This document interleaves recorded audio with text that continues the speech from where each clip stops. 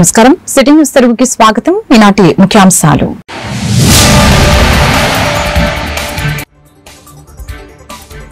CM చంద్రబాబుతో deputy CM Pawan Kalyan భేటీ. Nominated పోస్టులు, రాజ్యసభ సీట్లు, సోషల్ మీడియా కేసులపై ప్రధాన చర్చ.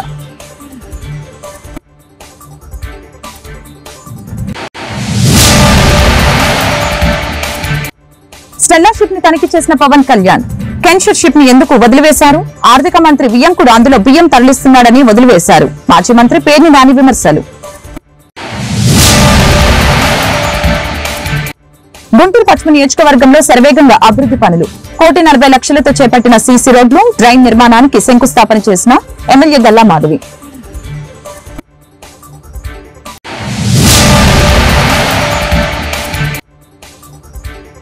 చేబ్రోలులో జరిగిన మైనర్ బాలిక హత్య కేసును ఛేదించిన పోలీసులు. నిందితుడు నాగరాజు అరెస్టు. నేరాల నియంత్రణకి ప్రత్యేక చర్యలు చేపడతామని ఎస్పీ వెల్లడి.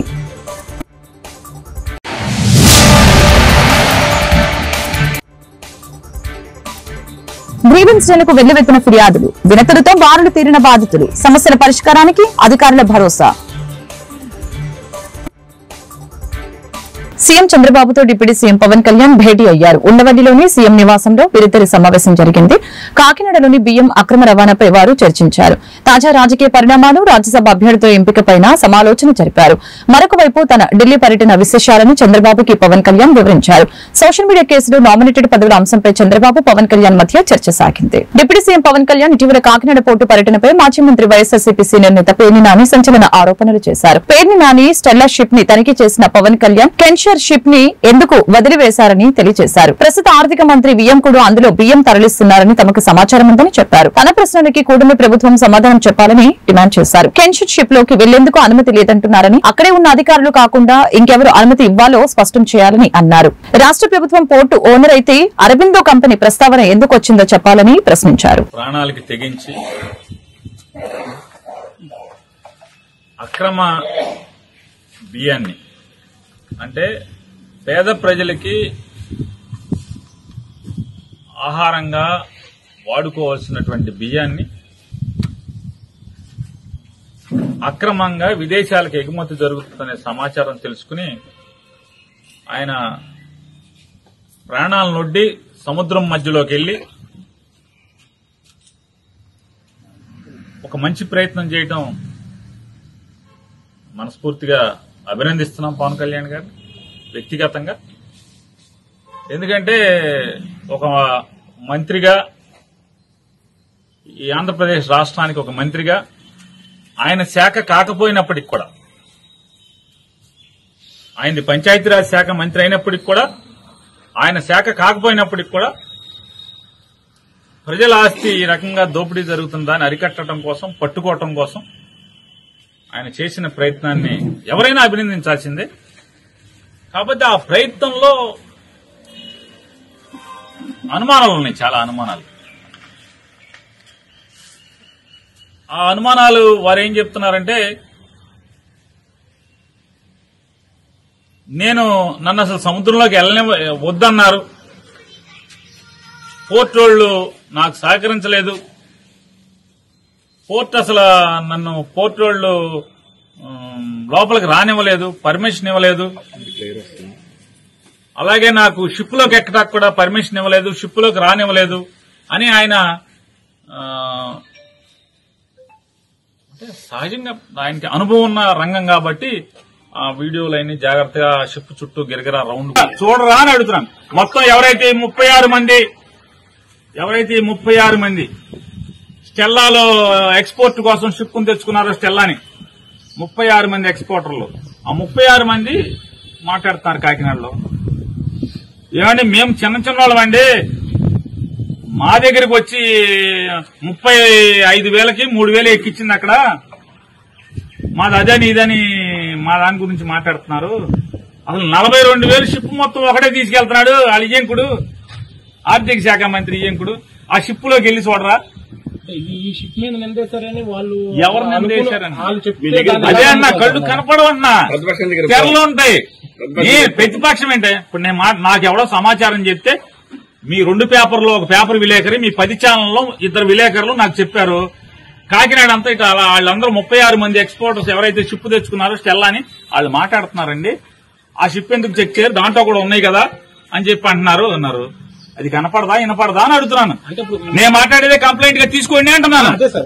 అరే నాకు చెప్పింది నేను విన్నాను. నువ్వు నీ నిజాయితీ నిరూపించుకో. ఏపీలో వైఎస్ఆర్సీపీ శ్రేణుల్ని కూటమి ప్రభుత్వం కక్షపూరితంగా వేధిస్తుందని వైఎస్ఆర్సీపీ రాష్ట్ర కార్యదర్శి పొన్నవోలు సుధాకర్ ఆరోపించారు. వైఎస్ఆర్సీపీ శ్రేణులపై పోలీసులు సంబంధం లేని సెక్షన్లు పెడుతున్నారని ఆగ్రహం వ్యక్తం చేశారు. ఇదే సమయంలో సోషల్ మీడియా యాక్టివిస్టులపై పెట్టిన 111 సెక్షన్ వర్తించదంటూ కీలక వ్యాఖ్యలు చేశారు. ఈ సందర్భంగా పొన్నవోలు సుధాకర్ మీడియాతో మాట్లాడారు. ప్రతి కార్యకర్తను కాపాడుకోవాల్సిన బాధ్యత మన మీద ఉందని వైఎస్ఆర్సీపీ అధ్యక్షులు వైఎస్ జగన్ ఆదేశించారు. సజ్జల భార్గవరెడ్డి మీద పిటిషన్ వేశాం. నెల రోజుల నుంచి ఏపీలో ఫ్యాసిస్ట్ ప్రభుత్వ కోరల్లో చిక్కుకొని సోషల్ మీడియా కార్యకర్తలు నలిగిపోతున్నారని చెప్పారు. ఈ గౌరవ సుప్రీంకోర్టు వారు ఇచ్చినటువంటి ఓరటను పురస్కరించుకొని ప్రతి కార్యకర్త మీద పెట్టినటువంటి బిఎన్ఎస్ సెక్షన్ 111 ప్రతి కేసు కూడా క్వాష్ చేయిస్తామని మీ అందరికీ జగన్మోహన్ రెడ్డి గారి తరఫున నేను ప్రమాణం చేస్తున్నాను. కాబట్టి కార్యకర్తలారా, జరిగిపోయింది గత వేధింపులు పడ్డారు, జైళ్లలో మగ్గారు, భార్యాబిడ్డలు చూసుకొని నెలల కాలం అయింది మీరు మీ కుటుంబంతో మీరు గడిపి. ప్రతి ముద్దాయిని మల్టిపుల్ ఎఫ్ఐఆర్స్, ఒక ముద్దాయిని ఒకే పోస్టింగ్కి 20 కేసులు పెట్టినటువంటి సాదృశ్యం ఉంది. ఇది ఎక్కడైనా చూసావా? ఏ ప్రభుత్వంలో అయినా చూసావా? ఏ చట్టంలో అయినా చూసావా? ఒక పోస్టింగ్కి ఒక ముద్దాయిని అన్ఎండింగ్ పెరీనియల్ ప్రాసెస్, ఊరు తిప్పి స్టేషన్ తిప్పి మీరు కేసు పెట్టడం దుర్మార్గం కదా. మల్టిపుల్ ఎఫ్ఐఆర్స్ పెట్టకూడదని, ఒకే అఫెన్స్కి ఒకే ఇన్సిడెంట్కి మల్టిపుల్ ఎఫ్ఐఆర్స్ పెట్టకూడదని గౌరవ సుప్రీంకోర్టు వారు అర్నాబ్ గోస్వామి, టీటీకి యాంథనీ కేసులో చెప్పడం జరిగింది. అయినా మీరు తొంగలో దొక్కారు. చట్టాన్ని మీరు ఖాతరు చేయలేదు, బేఖాతరు చేశారు.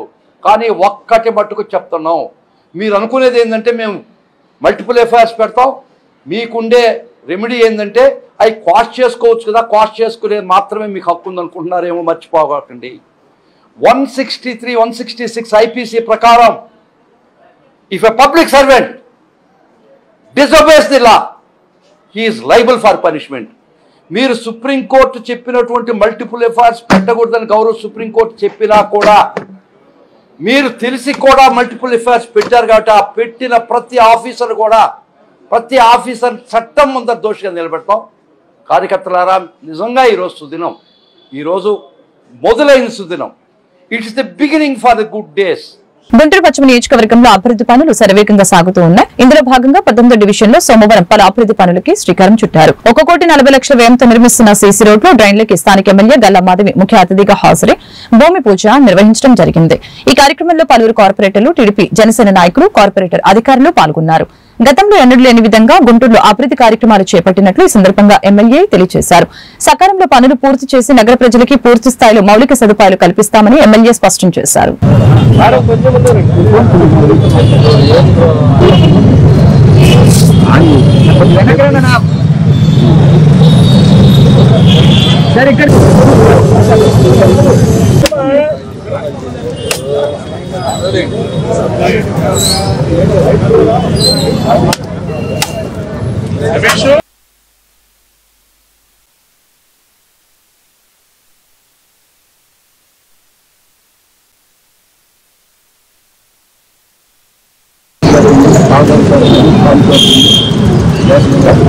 సచివాలయం సిబ్బందికి ఒకసారి ఏడుగొందుల సందు, అదే విధంగా అడపా బజార్ లో రోడ్స్, ట్రైన్స్ వేసుకోవడం జరిగింది, కల్వర్ట్స్ కూడా వేసుకోవడం జరుగుతుంది. వాటికి శంకుస్థాపన చేసుకోవడం జరిగింది.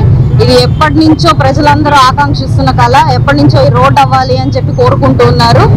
లాస్ట్ ఇయర్ లోనే ఇది శాంక్షన్ అయినప్పటికీ ఇప్పటికీ కూడా దీనికి ఏ విధమైన వర్క్ నోచుకోని పరిస్థితి కనపడతా ఉంది. అయితే ఈ రోజు మనం రాగానే, కూటమి ప్రభుత్వం ఏర్పడగానే ఇలాంటి పెండింగ్ వర్క్స్ అన్నిటి మీద కూడా దృష్టి పెట్టి త్వరితగతిన వీటన్నిటిని పూర్తి చేసే ప్రయత్నం చేస్తున్నాము. కాంట్రాక్టర్స్ అందరూ భయపడి వెనక్కి తగ్గిన పరిస్థితుల్లో బిల్స్ రావట్లేదని బాధపడుతున్న క్రమంలో ఈరోజు వాళ్ళందరికీ కూడా సానుకూలంగా వారిని చెప్పుకొని వారికి శాంక్షన్ చేపిస్తామని హామీ ఇచ్చి ఈరోజు ముందుకు తీసుకొచ్చే పరిస్థితి తీసుకురావడం జరిగింది. సో అదే ప్రాసెస్ లో ఈ రోజు అడప బజార్ లో రోడ్ వేసుకోవడం జరిగింది. ప్రజలందరూ కూడా చాలా ఆనందం వ్యక్తం చేస్తున్నారు. అదే విధంగా ఏడుగొందుల సందులో కూడా రోడ్డు అండ్ డ్రైన్స్ వేసుకోవడం జరుగుతుంది. దగ్గర దగ్గర 1,40,00,000 రూపాయల వర్క్స్ ని కూడా చాలా ఫాస్ట్ గా బెనిఫిషియర్స్ అందరినీ కూడా పిక్ చేసి వాళ్ళకి వెంటనే కూడా ఏ హామీ అయితే బీసీలకి రుణాలు ఇస్తాము అని చెప్పడం జరిగిందో ఆ ప్రాసెస్ కూడా జరగడం చాలా ఫాస్ట్ గా జరుగుతుంది.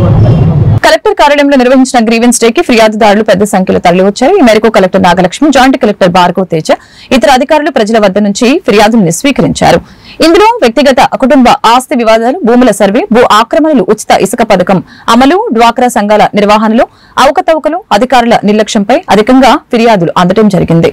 అదేవిధంగా గ్రీవెన్స్ లో ఫిర్యాదులను అందజేసిన బాధితులు వారి సమస్యని మీడియాకు కూడా తెలిపారు.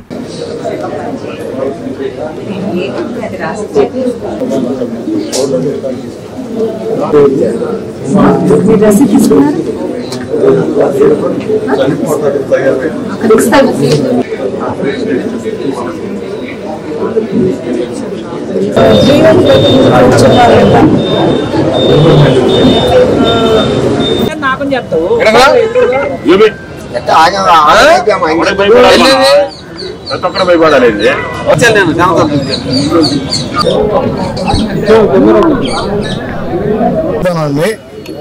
ఒక లారీ 3,000 రూపాయలకి 10 టన్నుల లారీని అందజేసామండి. అంటే టన్ను 300 రూపాయలకు అందజేసాం గుంటూరు నగరానికి మేము ట్రాన్స్పోర్టర్దారులుగా ఉండి.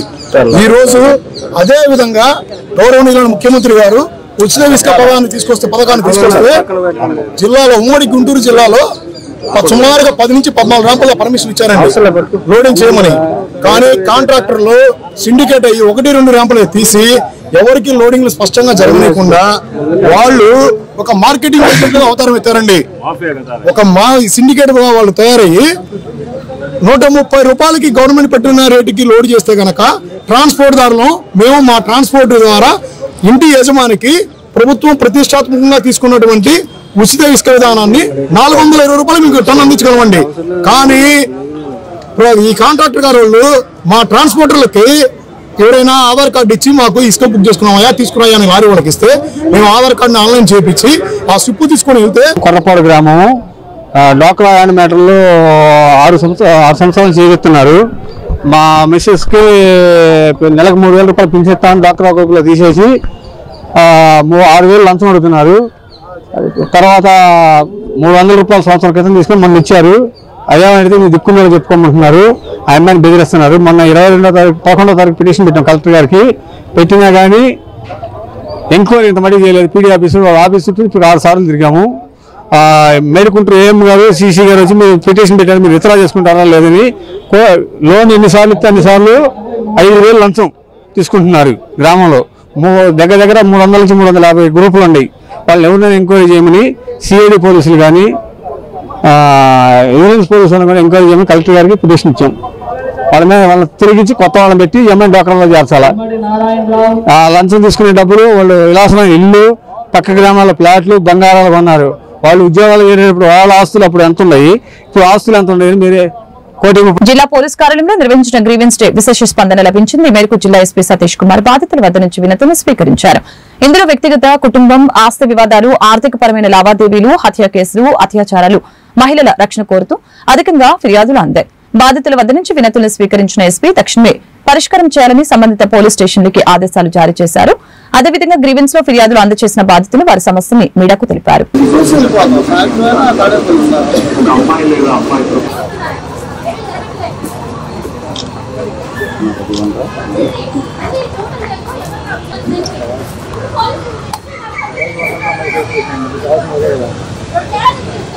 ఎస్పీ గారు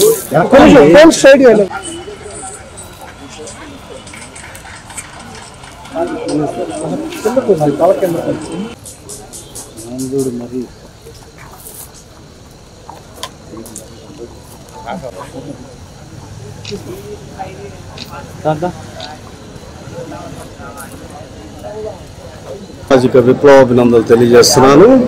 నా పేరు కంబం ఆనంద కుమార్, రాష్ట్రీయ మహాజన సమితి రాష్ట్ర అధ్యక్షుడు. నేను ఈ రోజున మందడం గ్రామం నుంచి ఒక తల్లి మరి కొడుకు, భర్త, కోడలు అందరూ కలిసి ఆస్తి లాగేసుకొని అప్పులు ఆమెను ఎత్తిన పడేసి ఆస్తులన్నీ వాళ్ళు కైవసం చేసుకొని కొట్టి ఇంట్లో నుంచి బయటికి నెట్టేసిన పరిస్థితి, బజారుకు నెట్టేశారు, హత్యా ప్రయత్నం చేశారు. తల్లి మీద 9 మాసాలు మోసి రక్త మాంసాలు ఇచ్చి కనిపించిన తల్లిని ఒక కొడుకు కోడలు ఇద్దరు నిర్దాక్షిణ్యంగా ఆస్తి కోసం ఆమెను కొట్టి హత్యా ప్రయత్నం చేసి ఇంట్లోంచి బయటకు నెట్టేశారు. గతంలో కూడా ఎస్పీ గారి దృష్టికి తెచ్చింది. కొల్లూరు పోలీస్ స్టేషన్ లో కూడా మరి గతంలో ఫిర్యాదు చేయడం జరిగింది. అయినా పోలీసు వారు ఎటువంటి న్యాయం చేయలేదు. ఇప్పుడు అప్పులోళ్ళందరూ కూడా కొడుకు దగ్గరికి వెళ్తే కొడుకు నాకు సంబంధం లేదు, అప్పులు చేసింది మా అమ్మ కాబట్టి మా అమ్మ దగ్గరికి వెళ్ళండి అంటే వాళ్ళు వచ్చి ఏమి మీద పడి ఏమైనా పీక్కు తింటా ఉన్నారు అప్పులోళ్ళు. గత్యంతరం లేని పరిస్థితుల్లో మళ్ళీ ఒకసారి అమ్మ మరి లక్ష్మి, మేము వృత్తిపరంగా మరమరాలు బట్టి తయారు చేసేది చిట్టుగుంట దగ్గర నల్లబాటు రోడ్డు కృపామిస్ట్రీ చర్చి పక్కన మా వ్యాపారం చేసుకుంటున్నాం. 5 years అయింది సార్ మనం వచ్చి. లాస్ట్ 2 years చేసుకుంటా ఉన్నాము. ఒక అతను మరమరాలు కావాలంటా వచ్చి మసాలా కావాలంటా వచ్చి ఒక 3 days 5 days వచ్చాడు. వచ్చిన తర్వాత మధ్యలో 10 రోజులు కనిపించలేదు. 10 రోజుల్లో దొంగతనం జరిగింది. ఆ దొంగతనం జరిగిన తర్వాత వచ్చి మీ మరమరాల షాప్ లో దొంగతనం జరిగిందంట కదా, ఏంటి ఎవరు అని చెప్పి అడిగాడు. ఏం చేశారు అన్నాడు. పెట్టాను సార్ చూస్తున్నారు అని అన్నాము. ఆ తర్వాత వెళ్ళిపోయిన తర్వాత మళ్ళీ కూడా ఇంకొకసారి వచ్చాడు. అలా కూడా మళ్ళీ నెలలోపే, అది కూడా ఒక నెలలోపే మళ్ళీ జరిగింది. మళ్ళీ వచ్చి అదే మాట అడిగాడు. ఏం చేశారు, దొంగలు దొరికారా, ఏదన్నా కనిపించారా, పట్టుకున్నారా, పోలీసులు ఏం చేయలేకపోయారా, అది ఇది అన్నారు. నేను అవును సార్ ఏం చేయలేకపోయారు, కొంచెం నాకు తెలియదు, మా వారు తిరుగుతున్నారు అని అంటే, మీ వారు చేతకన్నాడు నాకు చెప్తూ నేను చేపిస్తాను, నేను వైసీపీ నాయకుడిని, నాకు మద్దలగిరి తెలుసు, అప్పిరెడ్డి గారు తెలుసు అని చెప్పేసి నేను అన్ని చూసుకుంటాను, వాళ్ళతో మాట్లాడతాను, పట్టిస్తాను అని చెప్పేసి అలా ఫోన్ నంబరు. నా భర్త పేరు మన్యం సేనయ్య, మాది ఉమ్మడి నెల్లూరు జిల్లా చిలకూరు మండలము. అక్కడ మా భర్త పైన ఒక మర్డర్ కేసు అన్యాయంగా ఇరికిచ్చుండారు. దానికి న్యాయం కోసం మేము ఇంత దూరం వచ్చాము. ఎస్పీని కలిసాము, ఎస్పీ దగ్గర చెప్పాము, ప్రతి దగ్గరికి పోయినాము. మా న్యాయాని కోసం మేము పోరాడుతున్నాము. మీ దగ్గరలో మేము న్యాయం కోసం పోరాడుతున్నాము. పోయిన నెల 21. మీ వారిని ఇరికించడానికి కారణం ఏంది? మా వారిని ఇరికించడానికి కారణం ఆయన జెడ్పీటీసీగా ఉన్నాడు సార్. ఆ రోజు ఎమ్మెల్యే కూడానే పల్లె కార్యక్రమం కోసం తిరిగినారు సార్. ఆ పొద్దు గొడవలు మాకు తెలియదు. ఉదయాన్నే ఆ పొద్దు 2 గంటలకు మర్డర్ జరిగింది, మాకు తెలియదు. ఆయన 7:30కి లేచి ఆడ ఫోన్ కాల్ వస్తే ఫోన్ కాల్లో ఎవరో చెప్పారు మర్డర్ జరిగిందంటే నన్ను అడిగాడు. నాకు తెలియదు. పక్కనేంటి అబ్బాయిని అడిగి ఏంటంటే ఇది అబ్బాయి చచ్చాడు అని ఎలా. నేను ఆ పొద్దు ఇంటికాడనే ఉన్నాం, ఆయన ఇంటికాడనే ఉన్నాడు.